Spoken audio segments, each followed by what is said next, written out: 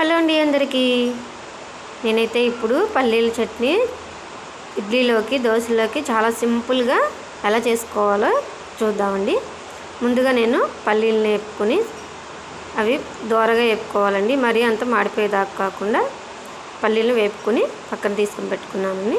తర్వాత ఇదిగో పచ్చిమిర్చి వేసుకొని కొంచెం ఆయిల్ పోసుకొని ఇవి కూడా దోరగా వేగేదాకా ఈ పచ్చిమిరకాయలను కూడా దోరగా వేగేదాకా వేయించుకోవాలండి.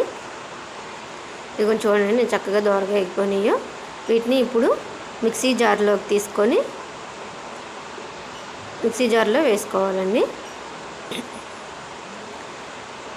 ఇప్పుడు ముందుగా వేయించి పెట్టుకున్న ఈ పల్లీలను కూడా నేనైతే కొంచెం పైన పొట్టు తీసాను, కొన్నిటికి అయితే అలాగే యాడ్ చేశానండి.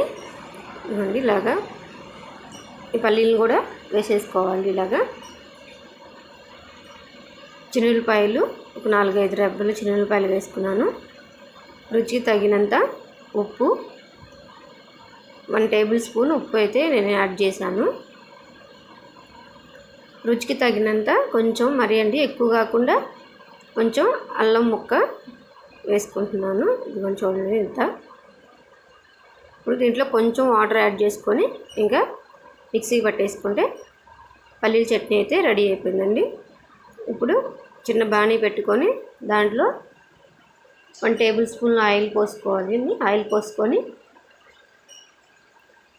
ఆయిల్ వేడెక్కినాక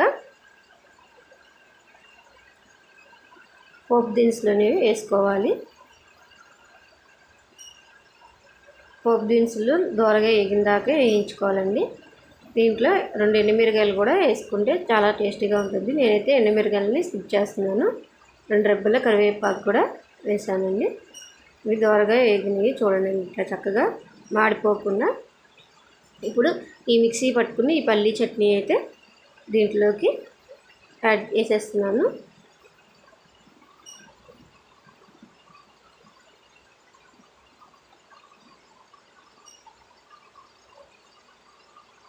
ఇవ్వండి వేసేసుకున్నాను. ఇప్పుడు దీన్ని గంటతో ఇలా ఆయిల్ మొత్తం కలిసేటట్టు ఒక 2 మినిట్స్ లో ఫ్లేమ్లోనే పెట్టుకొని ఇట్లాగా కలిపేస్తున్నానండి. అంతే అండి, పల్లీల చట్నీ అయితే రెడీ అయిపోయింది. చాలా సింపుల్గా అండి, చాలా టేస్టీగా కూడా.